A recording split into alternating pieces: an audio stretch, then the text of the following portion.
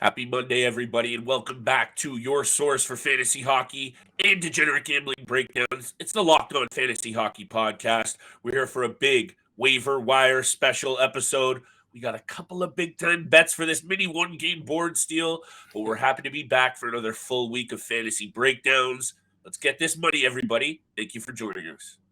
You're Locked On Fantasy Hockey, your daily podcast on fantasy hockey.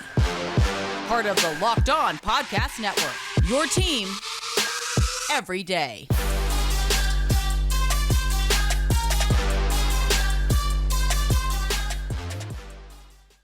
What is going on, everybody? And happy Monday. Like I said off the top, this is the Locked On Fantasy Hockey Podcast. Thank you so much for making us your first listen every single day. Steele and I, we're out here Monday through Friday. Make sure you tune in and tap in on YouTube, Spotify, Apple Music, wherever you get your content. Today's episode is brought to you by FanDuel Sportsbook, official sportsbook of Locked On. Make every moment more. Visit FanDuel.com/LockedOn today to get started. Steele, let's get started right into today because with Monday being so quiet on the betting front, we really don't have much to talk about at the end of the show while we usually do. This was a wild weekend in the NHL. We got e-bug goalies. We got all kinds of interesting news. But that just means that this is going to be a spicy week on tap, I think. And I really like some of my waiver wire targets, but I want to throw it over to you. How was your weekend, my friend? Who are you looking at this week? Let's get some of this money. Yeah, weekend was great. Very excited. Parlays, a few of them were very, very close to hitting. I made a couple of bets that hit for me, so definitely turning the page on last week and the struggles. Yeah, exactly. Big golf guy as well, PGA Tour. But yeah, no, great weekend overall. Looking forward to this upcoming week. It is going to be a little bit of a light week because of the All-Star weekend coming up. A couple of games every now and again, but I believe the next week is actually a 2-week matchup for all fantasy leagues out there. So this is why we're talking about waiver wires every single Monday.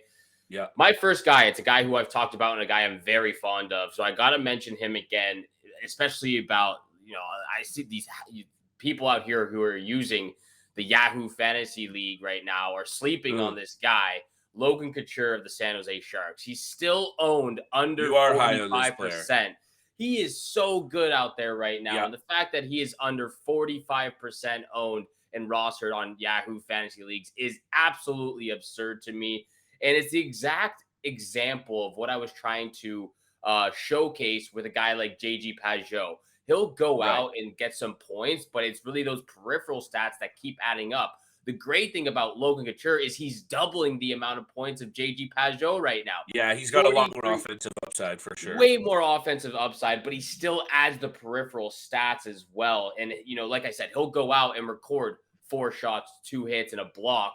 But then he'll also go out the next game and record 2 goals, 3 assists with the same amount of peripheral stats, just like he did the other night against the Pittsburgh Penguins.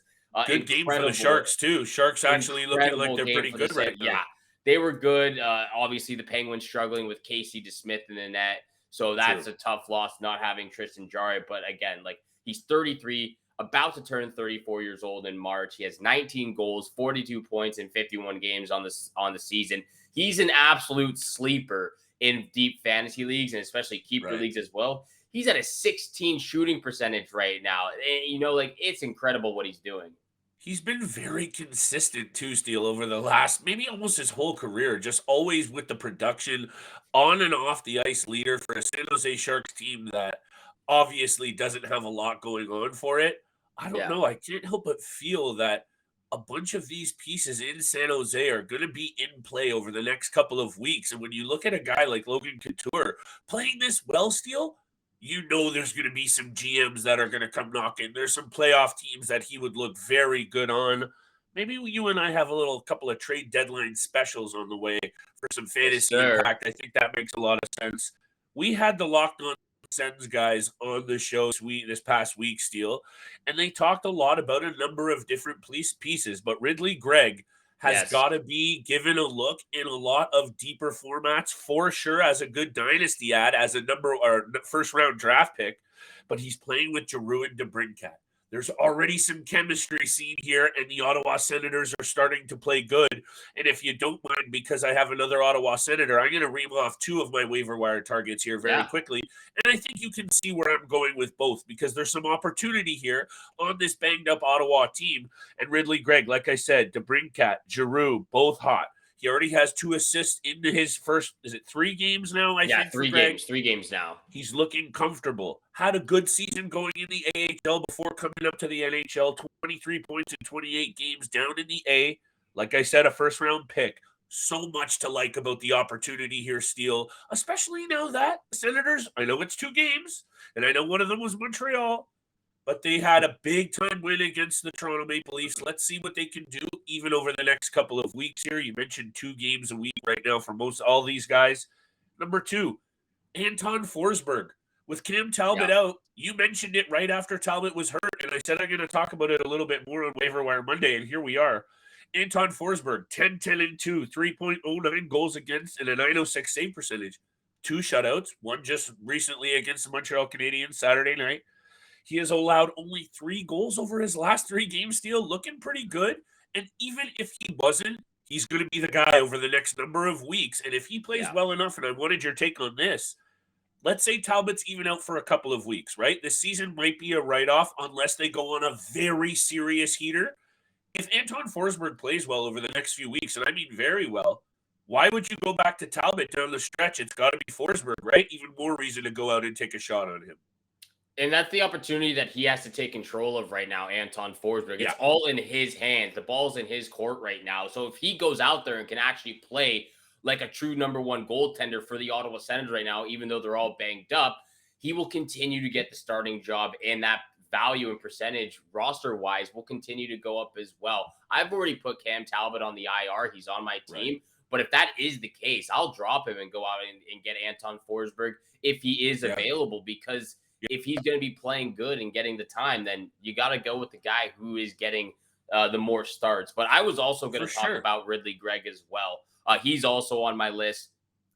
Absolutely exceptional to see what he's done. Like you said, 2 points in the 3 games, both of those being on the power play. And what an absolute, comfortable, confident, but what an absolute dream it is to get into the NHL, 20 years old, play alongside your childhood idol, and your first NHL career point is on a Claude Giroux goal. You're now on the you're on the second line centering Claude Giroux and Alex DeBrincat. Like you said, he looks comfortable out there. He doesn't look scared. He doesn't look sample nervous. Size so far, but you're right. Small sample size, impressive but he looks great. And I think playing alongside Claude Giroux, that veteran presence, but also playing with his idol, is kind of helping it calm down a little bit. That game against the Toronto Maple Leafs, he had like 8 shots, 1 hit, 2 blocks. Perfect spot for him right now.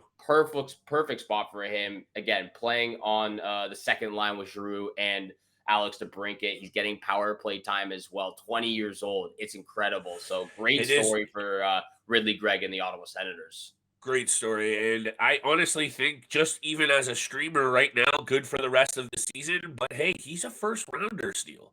Yeah. And this is a very, advantageous top 6, top 9 group to be a part of in Ottawa in general. Say what you will about what they're doing overall. This team is going to be good over the next couple of seasons and score a lot of goals. So why not take a shot on this guy in a keeper dynasty format as well? Might be tricky to keep him over the offseason and into next season, depending on how he does here, Steele. It's a short episode today, people. We got a few more waiver wire targets. I got 2 more. I do have a big flip triple dip tonight, Steele. And it's not just because there's one game. I'm actually feeling all 3 of these picks, and I'll explain it at the end of the episode. Why don't you take it away for this short Monday episode?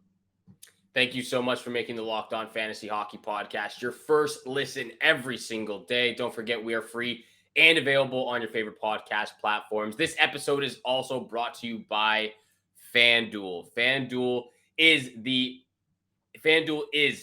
the only app that you should be using out there, and you need it at your Super Bowl party, and it's FanDuel, America's #1 sports book. We're really excited about our sports betting partner for Locked On, because they are the #1 sports book in America, FanDuel. And if you're new to FanDuel, it's even better. They have so many great features that making bets on sports fun and easy. Download FanDuel now so you can bet Super Bowl 57 with a no-sweat first bet and you'll get up to $3,000 back in bonus bets if your first bet doesn't hit. That's an absolute steal Juicy. right now. So make Love sure you it. go get it for the Super Bowl. And FanDuel lets you bet on everything from the money line to the point spreads to who will score the touchdown. And you know, the Patrick Mahomes, he's going to find his boy Travis Kelce for the anytime touchdown. The chemistry's fire. That's what I'm betting on for this upcoming weekend as well. The FanDuel Sportsbook app is safe, secure, and super easy to use. And best of all, you get paid all your winnings instantly.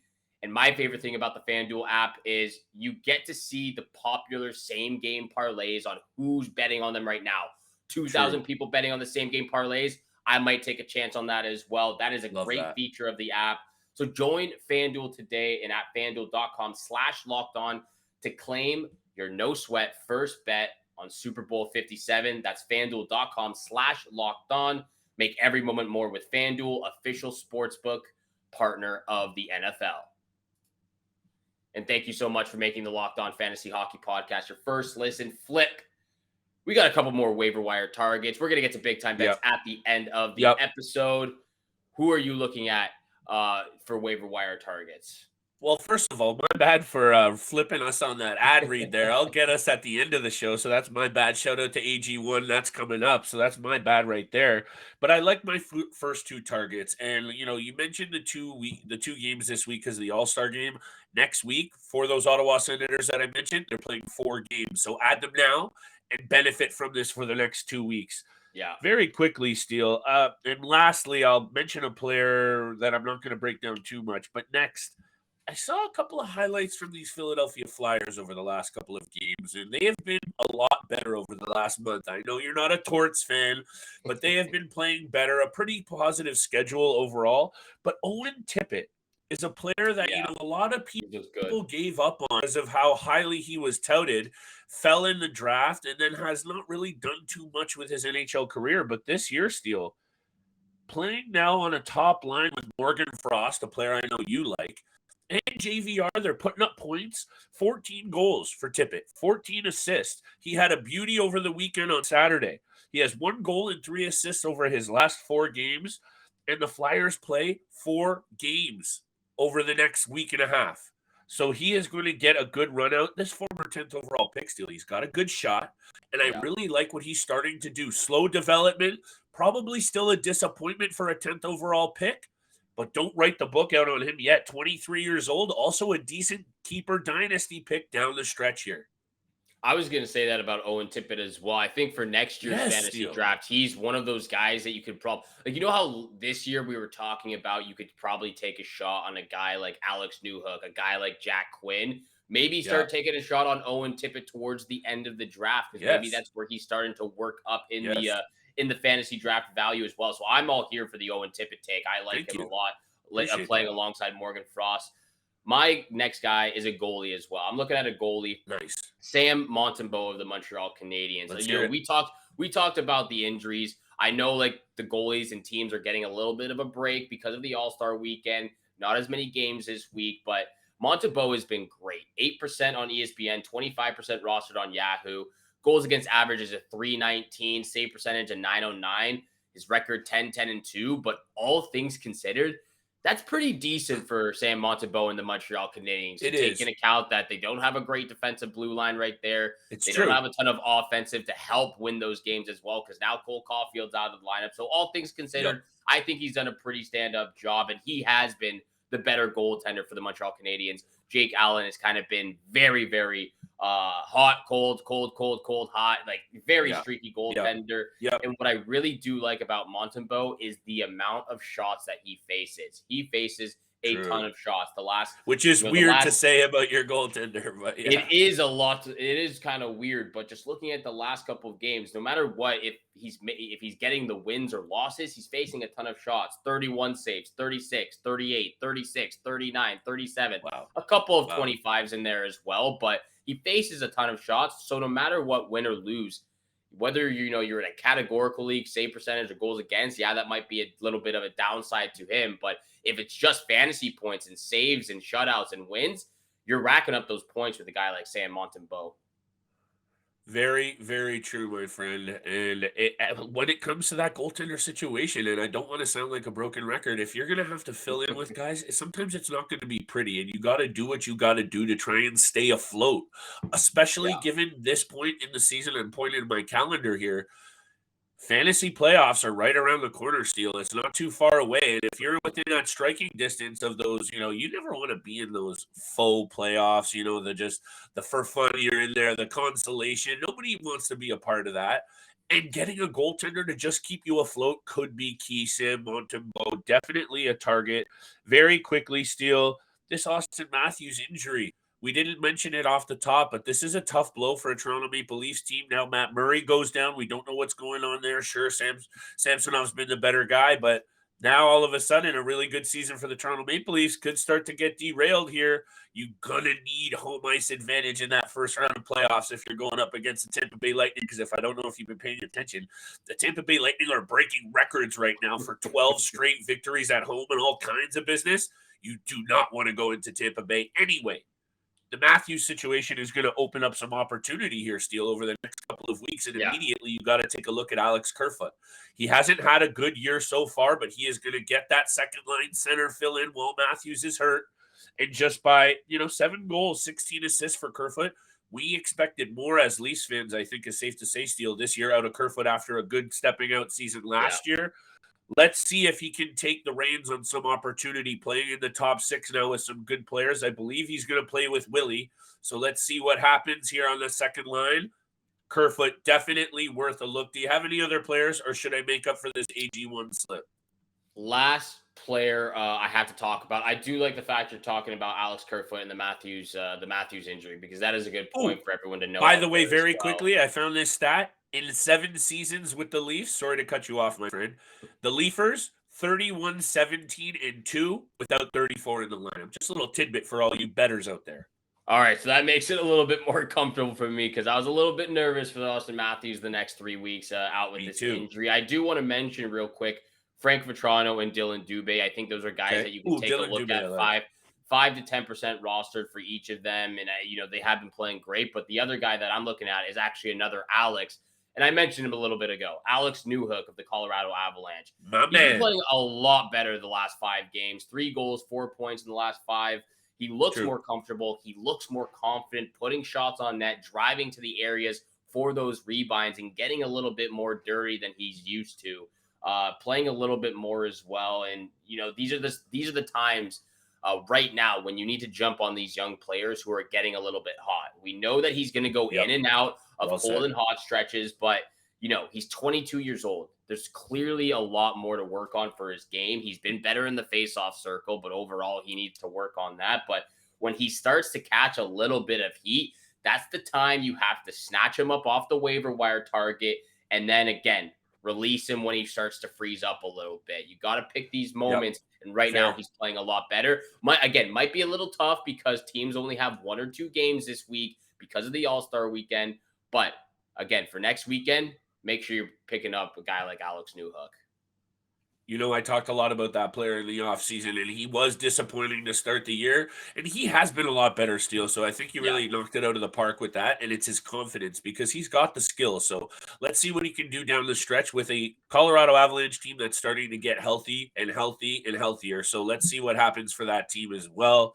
Yes, sir. We're going to get to the big time bets, my friends. Steele and I are switching it up today. I'm hitting the second break read because today's episode is also brought to you by Athletic Greens and AG1. It's a product that we literally use every day. And Steele and I started taking AG1 because it helps you age with grace. It helps your immune system. It helps you sleep better, more energy, and it's all natural. What else do you need to know? It's lifestyle friendly, whether you eat keto, paleo, vegan, dairy-free, or gluten-free, and it contains less than 1 gram of sugar. Like Steele says all the time, no need for all these pills and supplements. All you need is a little AG1, 1 scoop in your water every morning before or after the gym, and it costs less than $3 a day for you to invest in your health. Athletic Greens AG1 has over 7,000 five-star reviews online and is recommended by pro athletes around the world and trusted by leading health experts such as Tim Ferriss and Michael Gervais to make it easy for you to pick up Athletic Greens, because right now it is time for you to reclaim your health and arm your immune system with convenient daily nutrition. It's time to pick up 1 free year supply of immune-supporting vitamin D and 5 free travel packs with your first purchase from Athletic Greens. All you have to do is visit athleticgreens.com/NHL Network. That is athleticgreens/NHL Network to take ownership of your health and pick up the ultimate daily nutritional insurance. Steele, I'm bringing us back in from this second read. I'm not used to this. Thank you for making us your first listen every single day and tuning in to the podcast Monday through Friday. We couldn't be here with all that love, so make sure you smash that subscribe button and hit us a follow on Spotify, Apple Music, or wherever you take in this fantasy content. Steele, I like doing this little backwards today, pal. I'm going to throw it over to you for bets, maybe bet singular, because we only got one game, St. Louis at Winnipeg. And really, 2 teams, I don't know, like hard to watch right now. What's your take on what's happening in Winnipeg? Rick Bowness doesn't usually rip his team. He ripped the Winnipeg Jets, and I think they're going to play a lot better against St. Louis tonight, but that's just me. Look, rightfully so, though. Where you look at where they're both at in the standings, like you said, the Philadelphia Flyers have played a lot better recently, and I guess I'll show some credit to John Tortorella. He's done a good enough job to get them going.